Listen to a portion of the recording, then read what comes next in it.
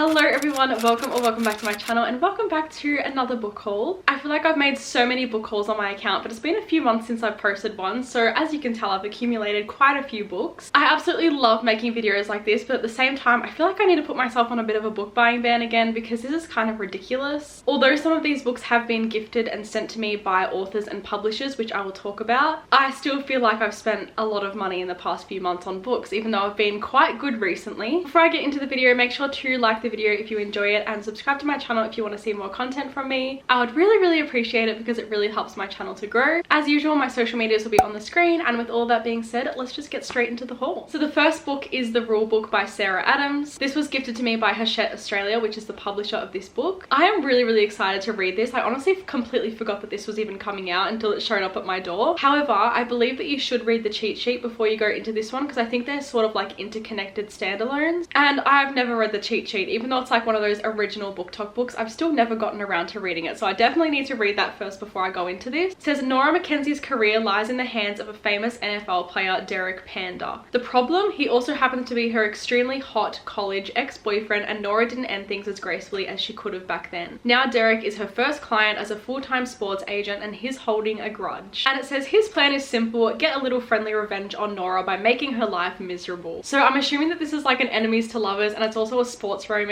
which are like some of my two favorite book tropes ever. So I feel like I'm really gonna enjoy this book, and I'm very excited to get to it. But as I said, I need to read the cheat sheet first. I'm just really nervous to read the cheat sheet because I've heard very mixed reviews on it. Next up, we have Wild Love by Elsie Silver. This was also gifted to me by Hachette. While I'm here, I just want to say a massive thank you to Hachette because they send me so many books and so many anticipated releases of mine, and I am so incredibly grateful, and I'm grateful to all of you as well because I could not have been in this position without you all. So yeah, I just wanted to say a big thank you. I feel really like mushy right now. But anyway, I absolutely love Elsie Silver's writing. I'm up to the 4th book in the Chestnut Springs series, so I've read 3 books from her, and I have loved all of them. I feel like her characters are so lovable and easy to enjoy, and her romances are just so sweet, and they've got like the perfect amount of spice. Like, I'm not the type that likes spice in books, but I feel like with Elsie Silver's writing, she does the spice well and in a way that I don't actually hate it and skip the pages. So I'm very excited for this. This is the first book as part of a new series, so it's called the Rose Hill series. It says she's been driving him wild for years, the kind of wild that comes with wanting your best friend's little sister and knowing you can't have her. So I'm assuming it's like a bit of a brother's best friend romance, which is another trope that I absolutely love. I've already heard some really great things about this, so I feel like it's gonna live up to the hype for me. I'm really hoping so. The next book I have is Just for the Summer by Abby Jimenez. I have actually never read an Abby Jimenez book before, so this will be my first read from her. And I know a lot of people are saying to read some of her other books first, but honestly, I'm just gonna go straight in and dive straight into this book. I've heard that this book is like really emotional, and I was not expecting that because you look at the cover of this book and it looks so like happy and cozy and summery, and it just does not give sad vibes. But I've seen like multiple people finishing this book and crying at the end, and it's like a really emotional read. I honestly have no idea what this is actually about, so I'm gonna read a bit of the back like I have with the other 2 books, because sometimes like I receive books or I buy books and I honestly just don't really know much about them. I just kind of buy them off like the cover. I know you shouldn't judge a book by the cover, but we all do. So it says Justin has a curse, and thanks to a Reddit thread, it's now all over the internet. Every woman he dates goes on to find their soulmate the second they break up. When a woman slides into his DMs with the same problem, they come up with a plan. They'll date, break up, and cancel out each other's curses. I just read the whole back of that book, but this sounds absolutely amazing. I can't exactly see where it's going to get emotional and where that emotion's going to come in, but nonetheless, I'm very excited to read this because I love an emotional book, and I love when I feel emotionally connected to characters because I feel like it just impacts me so much more, and I end up rating the books a lot higher. The next book I have is The Obsidian Tower by Melissa Caruso. The only reason I bought this is because of my good friend Freya. She absolutely loved this and recommended it to me, and as someone that's still very much getting into my fantasy era, I feel like I need some really like gripping, easy fantasies to read, and this one just sounded like that to me when I saw the synopsis of it. So I believe it is about a tower, the Obsidian Tower, and this tower is not supposed to be touched by anyone, and then someone comes into this like world that they live in and touches the tower, and then everything just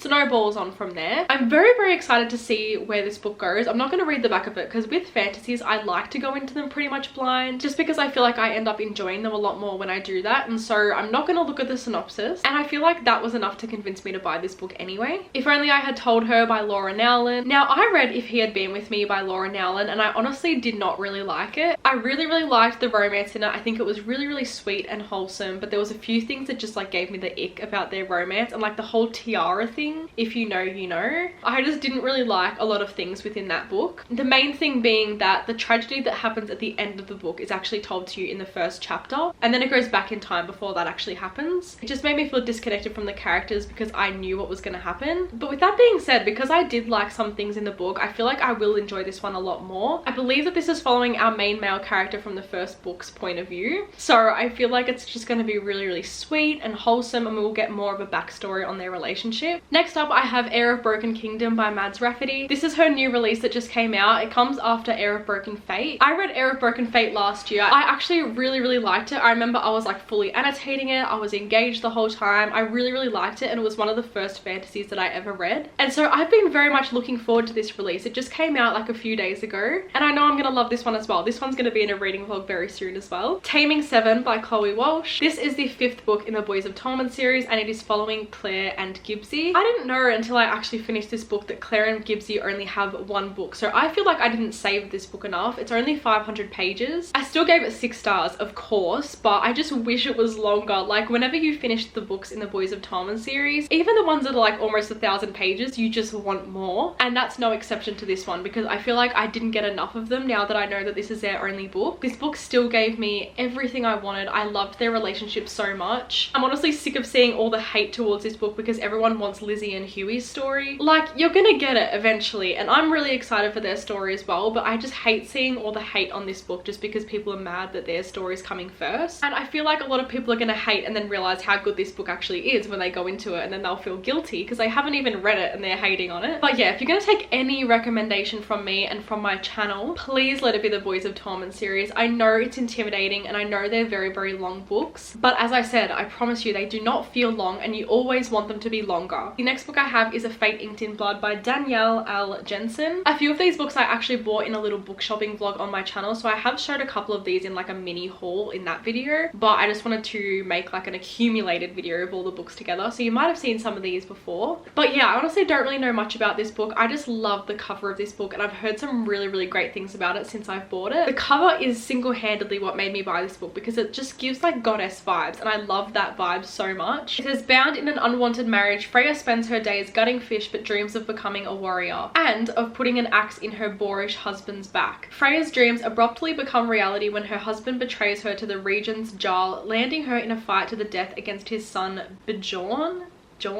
To survive, Freya is forced to reveal her deepest secret. And that's all I'm going to read because I don't want to read any more of the back of the book either. That sounds absolutely amazing to me, and I'm very excited to read this. Next up, I have The Bodyguard by Catherine Center. This has been on my radar for a really long time, and I only just bought it recently. This is a little bit of a weird concept, and I didn't know this till I read the back of the book, but pretty much instead of the man being the bodyguard in this book, it's actually the female that's the bodyguard. So she is a kindergarten teacher, and on the side she's a bodyguard for this famous actor. And let me tell you, I am so excited to read this. It's like on my priority TBR. I want to read it very soon. It's literally like less than 300 pages, so it would be so fast paced and easy to get through, and it's just a cute little rom-com, so I feel like you can't really go wrong with a book like that. And I've heard such good reviews about this. Like, I don't think I've really ever heard anything negative about this, but also it's kind of bad when a book's like that because I feel like then it doesn't live up to the hype sometimes, and then you're left a little bit disappointed. Then I recently read The Atlas Six by Olivia Blake, so I bought the 2nd and 3rd book in that series, which is The Atlas Paradox and The Atlas Complex. These books are absolutely stunning. Like, even if you don't really like Olivia Blake books, I feel like they're just so pretty to have on your bookshelves. The Atlas Six is the only book I've read from her so far, but I did quite enjoy it. I feel like it's set up for a really good series. That's why I automatically bought the 2nd and 3rd books, because I feel like they're going to be 100 times better. And she just has such a magical way of writing. Like, it's just so engaging. It feels so lyrical, and I feel like the characters she creates are so complex, but like in the best way possible. The reappearance of Rachel Price by Holly Holly Jackson. I am a Holly Jackson stan. I absolutely loved the Good Girls Guide to Murder trilogy. I also quite liked Five Survive from her. It definitely wasn't my favorite, but I still quite enjoyed it. When I found out that she was releasing another book, I was beyond excited because I feel like whenever I'm in a book slump, which I kind of am at the moment, her books pull me right out of it. So this is actually the next book that I'm going to read. So I'm going to read it very, very soon. I'm currently reading Yellowface, so I'm going to finish that first and then I'll go into this. It says 18-year-old Belle has lived her whole life in the shadow of her mum's mysterious disappearance. 16 years ago, Rachel Price vanished and young Belle was the only witness. Rachel is gone, presumed dead. The case is dragged up from the past when the Price family agrees to a true crime documentary. Belle can't wait for filming to end, for life to go back to normal, but then Rachel Price reappears and life will never be normal again. So obviously her mum has been missing her whole life and then she randomly comes back. I am so intrigued. I honestly had not even read that till now. I am so excited to get to this. Like, it makes me want to finish Yellowface even quicker just so I can pick this book up. Then I bought Rebecca by Daphne du Maurier. Now I actually only bought this for a video that I'm going to be filming on my channel, which I'm not going to say, but you may have seen other people film it before, so you may be able to work out what the video actually is. I honestly don't know what I'm going to think of this book. I feel like with a classic like this, it's going to be really, really hard to understand, but then if I do understand and if I do connect to it, it'll be a really, really beautiful story. So I'm really, really excited to see what my opinions end up being about this book. It's also just such a beautiful cover. I feel like with classic books you could never go wrong. Like, they're always so gorgeous, but I'm definitely very, very nervous to read this one. Then I have Swift and Saddled by Lila Sage. This is the second book in the Rebel Ranch series, I believe it's called, and it comes after Done and Dusted. Done and Dusted kind of gave me like Flawless by Elsie Silver vibes, but like if there was a lot more smut. Like, it was very, very smutty. There wasn't like much of a plot, but the plot that we did get in Done and Dusted I really enjoyed. I enjoyed the relationship within that book, and I think the parts that weren't just spicy I really, really enjoyed. So I thought that I would give the second book a chance. I don't know what I'm going to think of this if it's completely full of smut again, but it's like 300 pages. It's going to be really, really easy to read, and so I thought I might as well get it. The covers are also just absolutely adorable in this series, so of course I just want it for my shelf anyway. Then I have Supernova by Marissa Meyer. This is actually the third book in the Renegade series, and I only bought this because I got it secondhand for like $3, and it's literally in like pristine condition. It looks like it hasn't even been opened. So I haven't actually read the first book in the Renegades trilogy, and I do not own the second book. Like, I can't pass up buying a book for $3 that's in perfect condition. I just had to buy it. So yes, I'm very glad that I bought this book, but I definitely need to read Renegades first. I believe this series is like sci-fi and it's about superheroes, so it's something that I've like never read before, but I'm also very excited for it because I've heard some really, really great things and I feel like it's something I would enjoy. I've only got a few more to go, so the next one is None Shall Sleep by Ali Marnie. This is like a YA mystery thriller, I believe, and I've heard some very mixed reviews about this, but for some reason I just had this gut feeling that I'm really gonna like this. I feel like with me, I can't really go wrong with like a YA mystery thriller. I feel like I enjoy them most of the time. Yes, there's always like a character that's really annoying or something about them that I don't always love, but I always feel like I have a good time reading them and they're always very quick and easy to read. I believe that this one is part of a duology and I honestly have no idea what it's actually about, so let's read a little bit of the back. Emma Lewis and Travis Bell, two teenagers with valuable skills, are recruited to interview convicted juvenile killers for information on cold cases. So it's kind of giving me like The Naturals vibes by Jennifer Lynn Barnes. When they're drawn into an active case targeting teenagers, everything starts to unravel. So that sounds amazing to me. I feel like I'm really, really gonna like this, but it's like not really on my priority TBR. I'll kind of just pick it up when I feel like I'm in a slump. Then we have Bright Young Women by Jessica Knoll. I think this is considered a crime fiction because it's like a fiction story retelling Ted Bundy, and it's following the one girl, I believe, that escaped him. So this one is going to be a very, very stressful read, and my boyfriend has been working a lot of night shifts recently, so I really do not want to read this anytime soon. I feel like this will be quite an emotional read as well. I haven't really seen many reviews on this book, but I do have really, really high expectations for it. Okay, I have 3 books to go. So the next one is Girl Abroad by Al Kennedy. The only Al Kennedy book that I have read is The Deal, which is the first book in the Off Campus series, but I did really, really like it. It's like an enemies to lovers sports romance set in like a college, so it was like everything I love put into one book. But then I remember I went into the second book and didn't really enjoy it too much. It was actually a DNF for me like halfway through, and so I haven't continued that series, but I definitely want to go back into the second book and then continue the rest of that series because I feel like I'll really like it overall. But I've just heard some really, really great things about this. I believe it's about a girl who is studying abroad in London. I saw Steph Bora talk about this because I know that she studied abroad in London, and so she wanted to buy this book because of that, and that like automatically intrigued me about this. I feel like this will just be like a fun, cozy sort of read. The fact she's holding an umbrella also gives me like cozy winter sort of vibes, and we're going into winter in Australia, so it's like the perfect time to read this. And it says at the back of the book that she goes to her new flat that she's going to be living in and discovers that all of her roommates are boys, which is really interesting. I feel like that would not happen in real life, but I'm very excited to read this and see what happens in this book. The next one is Cinder by Marissa Meyer. This is the first book in the Lunar Chronicles, and I've heard some really mixed reviews of this as well, so I'm very nervous about it. My mom actually bought this book recently as well and is currently reading it, and I did not know that it was about a robot until she told me. It does say it at the back. It says it's about a cyborg, but I didn't like clock what a cyborg actually was until my mom told me, so it's going to be a very interesting read. I feel like it's going to be unlike anything I've ever read before. I'm going to wait to see what my mom's review of this is. I'm going to wait until she tells me what she thought of it before I go into it. I believe it's like also a Cinderella sort of retelling, so that's like really cool as well. But yeah, this book kind of sounds really weird and I'm nervous to see how it goes. And the last book I've bought recently is another Olivia Blake book, and that is One for My Enemy. I have heard such great things about this book in particular by her, and the cover of this book is absolutely stunning. Like, it was $35 for this book, which is very expensive, but I kept seeing it in bookstores and I kept hearing about it, and I was like, I really need to buy this. Like, something in my gut is telling me I need to buy this, and so that's exactly what I did. So yes, I'm very excited for this. I honestly have no idea what it's about yet again. It says the Antonova sisters are beautiful, cunning and ruthless, and their mother, known only as Baba Yaga, is an elusive supplier of premium intoxicants. Their adversaries, the influential Fedorov brothers, serve their crime boss father. For 12 years, the families have maintained a fraught stalemate. Then everything is thrown into disarray. Bad blood carries them to the brink of disaster, even as fate draws together a brother and sister from either side. So I feel like this is kind of like a forbidden romance and a bit of like rival families, which sounds really interesting. What I've learned from reading the Atlas 6 is that the back of Olivia Blake's books never really explain anything, and you kind of have to just go into them blind with zero expectations because it'll just kind of be explained as you go. But that was the last book for this haul. I'm going to quickly count how many books that I just talked about because there's two piles here. Okay, that was 20 books, which doesn't sound like too much. I just feel like it's because I spoke about them a lot. I'm so excited for all of these books. Sometimes, even though I have a lot of books on my physical TBR, I feel like I'm not in the mood for them a lot of the time, and that's why I keep buying new books, because they're the books that I'm like in the mood for. I'm actually currently filming a vlog where I read some of my most anticipated releases of April, because there's a lot of books that have come out in April, so look forward to that on my channel in the next few weeks. But as usual, with all of that being said, thank you guys so much for watching this video, and I hope to see you all in my next one.